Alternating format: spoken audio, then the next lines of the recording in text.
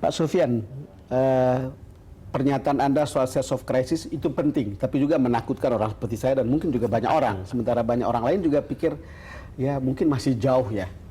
Saya pikir bukan, masyarakat ini tidak perlu takut soal itu. Masyarakat ini tidak perlu sense takut. of crisis itu kan di kalangan Di pemerintah. kalangan pemerintah itu. Jangan betul. mereka hidup seperti dulu lagi, betul enak-enak. Jadi bisa maunya semaunya aja dulu. Ya, pada saat SBY kan situ dibiarkan saja, sehingga Kalau bisa dipersulit, kenapa dipercepat? Nah, jadi ini semua harus bersama-sama ya. Ini sebenarnya perlukan bukan masyarakatnya, pemerintahnya sendiri supaya dia itu satu arah dan semua bekerja keras dan semua meningkatkan produktivitasnya untuk menjalankan apa yang diinginkan. Nah, ini tentu juga kepada serikat pekerja juga saya mengapel bahwa mereka juga harus menaikkan produktivitasnya.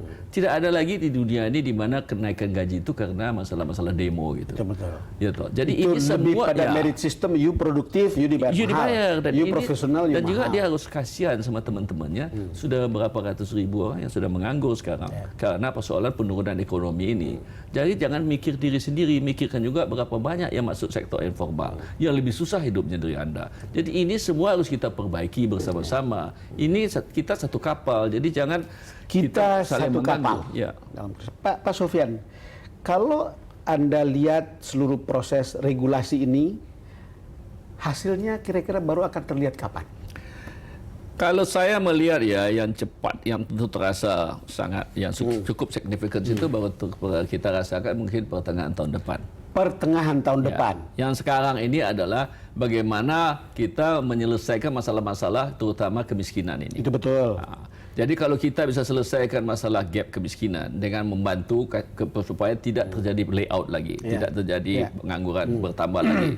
Kemiskinan kita harus jaga, jangan tambah miskin karena ekonomi turun. Betul. Nah, ini sekarang kan yang sudah ada beras ya 14. ini yang kita lakukan ya 14 bulan ke-14 dikasih raskin lagi. Kita bangun 1 juta rumah. 1 juta Kita rumah. kita kasih duit untuk pembangunan di pedesaan. Ya. Dana desa yang jumlahnya 20 triliun. Ya, sebenarnya tambah dengan daerah punya sudah sebenarnya ada 20 triliun lagi. Jadi itu sebenarnya ada 40 sampai 50 triliun sebenarnya dana desa itu. Ya harus bisa kita Tetapi keluarkan. dana desa ini tidak perlulah untuk bangun tempat ibadah, bukan? Lebih baik untuk infrastruktur. Betul, ini parit, semuanya sudah diarahkan. 50% untuk infrastruktur, terutama irigasi, jalan-jalan di Sampung, jembatan-jembatan. Kalau yang untuk supaya menggerakkan ekonomi rakyat itu dikasih juga sebagian. Jadi menunya sudah jelas. Tinggal diisi aja oleh kepala-kepala desa itu supaya dia tidak usah takut lagi untuk apa cuman bisa. Kan kata Wapres Yusuf Kala, janganlah dipersulit supaya kemudian cepat itu mereka keluarkan duit itu. Persis. Mereka punya 70.000 desa, lalu kemudian harus ada prosedur yang rumit-rumit gitu. Nah, sekarang sudah diperbaiki prosedur itu sehingga ini mungkin sesegera mungkin sudah jalan. Duitnya sudah ada di pedesa, di daerah, di kabupaten dan lain-lain. Tinggal sampai ke desa dan itu dijalankan oleh kepala-kepala desa Mumpung soal percepatan penyerapan anggaran ini kan pemerintah juga sebetulnya kan lambat kan, termasuk di daerah yang kemudian duitnya menumpuk, lalu kemudian ada gagasan untuk membuat diskresi tentang penyerapan anggaran, percepatan ini. Betul. Saya belum tahu bentuknya seperti apa. Kalau di dana desa ini sudah ada di mana asisten-asisten yang akan membantu. Ya, dulu kan sudah dibuat dan sekarang ada 120.000 orang yang bekerja untuk itu.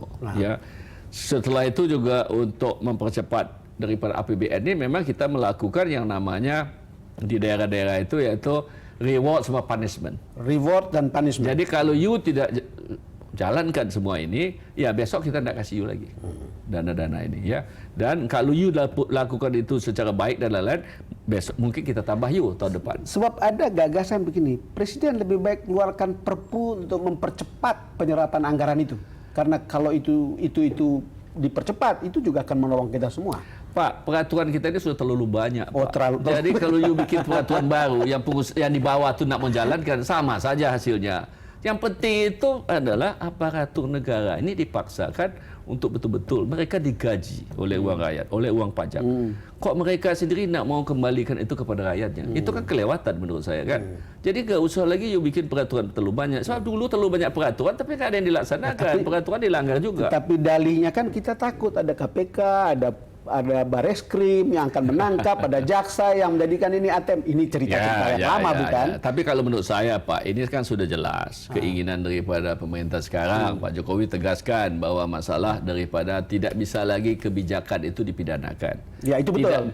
Tidak bisa lagi perdata dijadikan pidana. Betul. Masalah-masalah perubahan daripada pelaksanaan peraturan daripada pegawai negeri ini kan melalui macam-macam peraturan.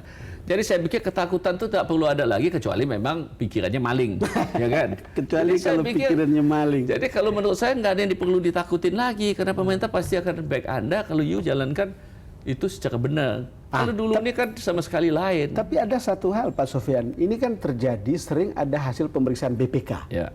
Itu di situ ada temuan. Ini temuan ini belum tentu sebuah peristiwa pidana. Betul. Tapi itu dipakai untuk kemudian ke Pemda atau ke pejabat. Kan itu ada cerita-cerita begitu. Ini kan yang kemudian menakutkan juga. Betul. Tapi ini kan sekarang sudah diberitahukan juga supaya KPK ini juga harus betul-betul setelah 6 bulan diperiksa dan kepada departemen-departemen ataupun pejabat-pejabat itu, setelah ketahuan bahwa mereka tidak bisa mempertanggungjawabkan, baru itu bisa dikasih kepada polisi, kepada kejaksaan dan lain-lain juga kan.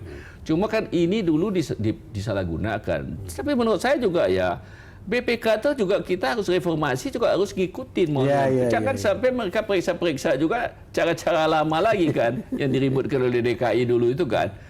Ya, oleh Ahok itu sekarang Ahok, itu ya kan dia bilang you periksa dulu kok dapat begini, sekarang lebih baik saya malah you bilang saya ada disclaimer. Jadi semua itu harus kita ini introspeksi semua Pak, nggak bisa you bilang bahwa BPK itu semua malaikat juga yang bilang bahwa semua apa yang dia bilang itu betul semua kan. Jadi ini semua harus ada rules of the game-nya juga, termasuk juga tentu kepolisian, kejaksaan. No angel among us. Nggak ada angel juga di semua bidang kan juga ada soal ya kan. Tapi buat sekarang ini kita ini dalam suatu situasi begini, buat kerjasama lah ya. Sudahlah, apa yang Anda sudah dapat ini dulu tuh sudahlah.